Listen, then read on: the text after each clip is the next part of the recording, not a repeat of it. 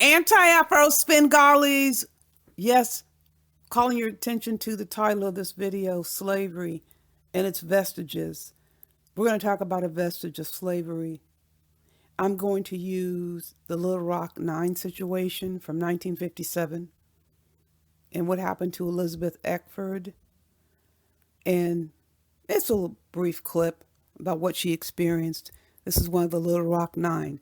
Stay tuned, and I will return. Elizabeth Eckford had missed the call to gather with the others before school. Elizabeth Eckford walked alone and met a mob.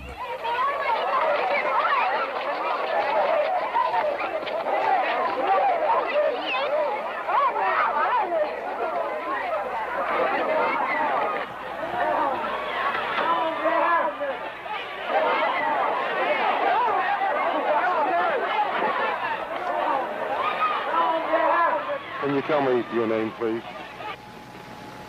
Are you going to go to school here at Central High? You don't care to say anything, is that right? This girl here was the first Negro, apparently of high school age, to show up at Central High School the day that the federal court ordered it integrated. She was followed in front of the school by an angry crowd, many of them shouting epithets at her. She had a crowd of white people behind her, threatening to kill her. This woman came out of the crowd and guided her through the mob and onto the bus and got her home safely.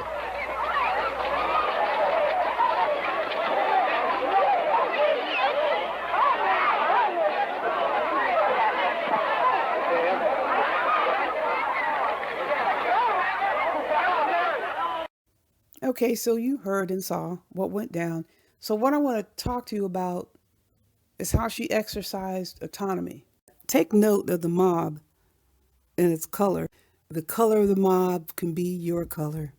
It's the same amount of evil, equally destructive, venomous, relentless, savage, abusive. She was in a situation, calling it difficult in no way does it justice. But did you take note of how she handled the situation? There were expectations of her. Yes, I get it. A reporter was there. Yes, I get it. He wants to get a story. I mean, it's a pretty stupid question, asking somebody how they feel in the circumstance. And even more ridiculous to expect that she was going to actually talk to this reporter in these circumstances. Nonetheless, he does ask the question, and to her credit, she doesn't even acknowledge the fact that he's standing there. She remains silent. So, the expectation that we answer questions because somebody poses a question to us, that in some way we're obligated to give a response, no matter how offensive the question. And when I say question, a statement can also be a question, or the statement is actually designed to function as a question, because when it's made, whoever's posing it or making the statement, they're looking for a response. They're fishing for information. They want a reaction. And we know this is all content driven. Keep in mind, the statement is not the content, your responses.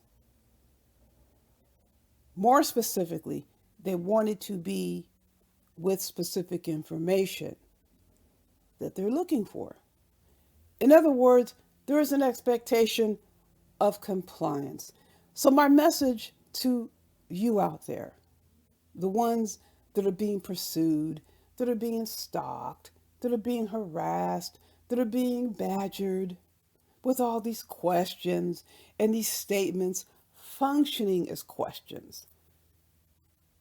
Who says you have to give any content related response? Who says you have to defend yourselves? Who says that you must comply as if you're obligated? to continue on with the vestige from slavery. It is also very interesting how you have our people saying, or some of our people, oh my God, that was so horrible. We should have never gone through slavery and we're free people. They don't act like free people. What they act like is that they're still in chains, so much so that they took these oppressive tactics, these brutal control tactics. And brutal does not mean that you're whipping somebody up. Brutality is about the mind. Brutality is you're trying to gain control over someone based on what you say. And you don't have any sort of relationship or expectations of this person, except for those that you think you have a right to impose upon them by crossing boundaries and asking questions and making statements very clearly designed to get information. But they claim that this was so horrible and how the white man is treating us so horrible and the white man this and the white man that and the white man keeping us down. But they have taken these tactics, these tools, and they're using them on their own people or others. Instead of saying, this is something that was so horrible, I don't want any part of it. No, they're using the same damn tactics that were used on our ancestors. They're simply utilizing what the oppressor used to keep slaves in order. And they're expecting you to answer the question. When you don't answer the question, or the answer or the response isn't to their satisfaction, you're not going to give enough information. Well, damn it, they're going to go off and they're going to do something else to try to force you to react to something they're going to do to you or something they're going to say about you. Damn, I'm going to get you over to my page. I'm going to make you cuss me out. Whatever you do, just make it about me getting some content. Because you see, I have about 12 or 13 people who threaten to strike my channel if I use their content. So I can't steal because people are getting pissed. There's other people who are telling me, don't put my picture on your page or I'm going to report you to YouTube. See, if you're used to only putting content up when you steal from others, this makes a difference. This means everything. If 99% of your content is hijacking other people's shit and using it as your own, this means something. If you continue to be told, don't use my content, I don't care what anyone says. Oh, it's fair use. Well, people can find a way to impress upon YouTube in some way the use of their content is against YouTube policy, especially when you have idiots using your content, but they're degrading you in the process, they're harassing you in the process, they're making claims about you. You don't have to agree to allow them to use your content. And this is the only thing that these subjects listen to. They don't want their channel getting strikes because they want to be able to come on here and try to run whatever bullshit they're running, harassing other people with other people's content.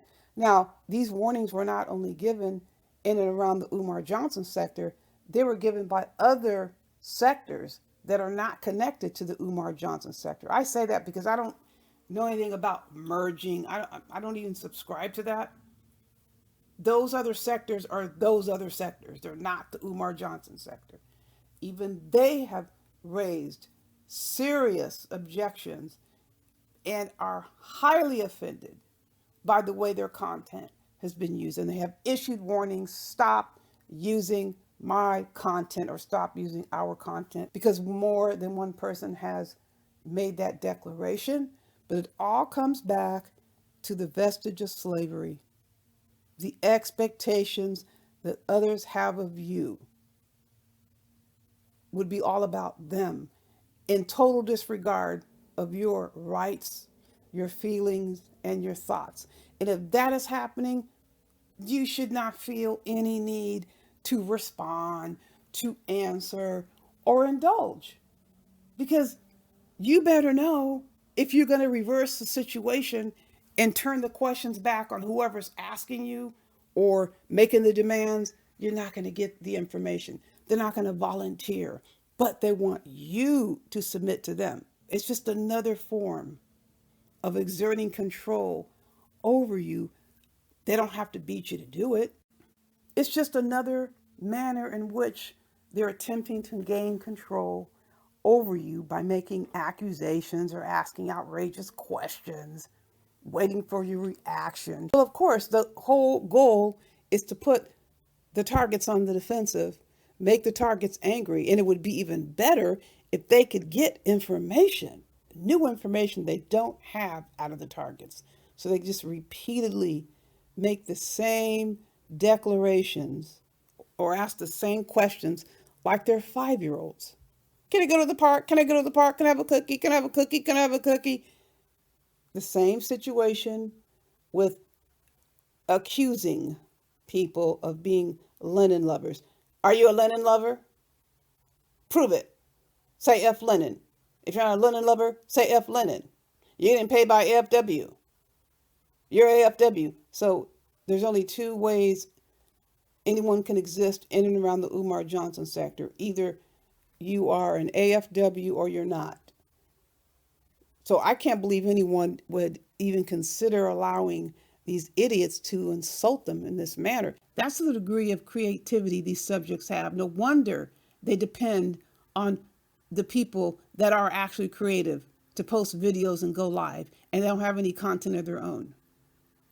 This is what they have to do, is to come up with garbage just to see if they can get a reaction out of someone by repeating the same damn thing. Is boring as shit. Who in the hell would be interested in that garbage? So this is why they have to come up with these schemes. They're so childish. Who gets anything out of that? I can't even stand listening to that shit for 30 seconds. And this is why they're bored. This is why they're angry. This is why they come up with whatever they can come up with. What can I do next to see if I can anger whoever is ignoring me, whoever stopped coming to my page? I just need to see if I can piss them off. Anything I can do for content, since I can no longer steal. Again, your reaction and the content of your response is the content, unless you tell them to what? Go take a hike, or you use the model that Elizabeth Eckford used. You will get no information. You will get silence. I won't even interact with you in any way. You get nothing. Listen, folks, you know I have more coming your way. In the meantime, you know the drill. Buyer beware.